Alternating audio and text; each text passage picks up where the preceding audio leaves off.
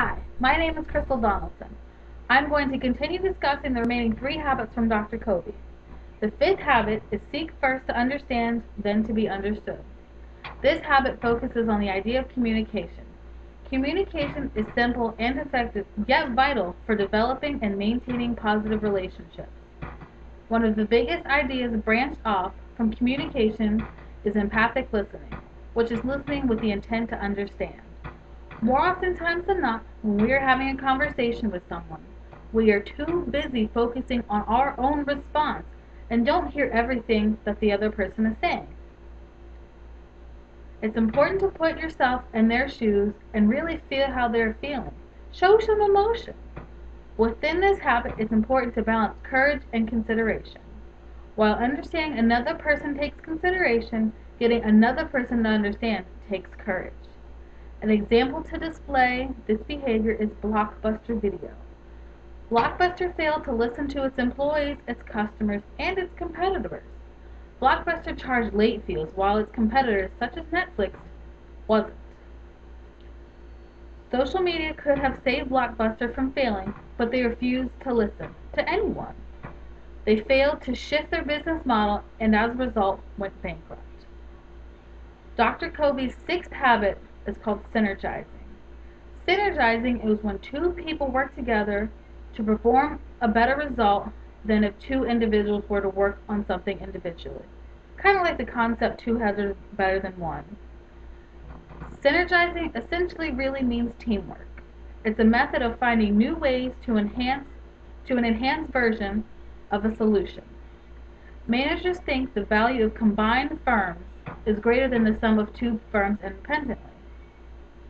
An example of this is the AOL and Time Warner merge. The merge was actually one of the worst merges in the world, but it's a great example for this.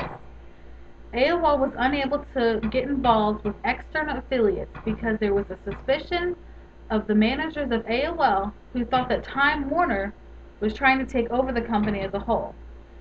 I think that if stronger management and established ethics and principles were in place, this whole thing could have survived and we wouldn't have had this crazy disaster that was going on. The seventh and final habit of Dr. Covey was sharpen the saw. The book kind of opens up and talks a little bit about this whole concept. He starts out with a story, but Dr. Covey, he had met a gentleman who had been sawing down this tree for a long time, and he suggested to this guy to, take a little break and to sharpen your saw, because it might speed up the process. The gentleman said he couldn't take a break because he was too busy sawing. So the whole idea behind this whole sharpening the saw idea is to preserve and enhance the greatest asset you have, which is you. Essentially, it means to maintain and improve things that help us accomplish our work and desires. Within this concept, there are four phases: the physical, the mental, the spiritual, and the social or emotional. It's important to focus on all four phases regularly, just like it's called self-renewal. It's the most powerful investment that we could ever make in life. It's the investment in ourselves. We are the instruments of our own performance. We need to recognize the importance of taking time to regularly sharpen the saw in all four ways. A great example here is the Federal Deposit Insurance Corporation. Since the year 2000, FDIC has closed a total of 473 banks. As I'm sure you already know, the FDIC promotes public confidence and stability within the nation's banking system. When a bank fails, the FDIC has two roles. First, it has to pay insurance to the depositors up to the insurance bank limit, which is $250,000. And second, it serves as the receiver of the failed bank and sells and collects the assets of those banks to settle its debts. This year, they plan on, well, I shouldn't say this year, I guess I should say next year. Right now, they have a guesstimate of about 40 banks, so they're definitely doing a lot better, but it's taking some time. The FDIC is definitely a great example of sharpening the saw. Sometimes you have to stop and take a look at yourself, or in this case, your company, and kind of just reevaluate something.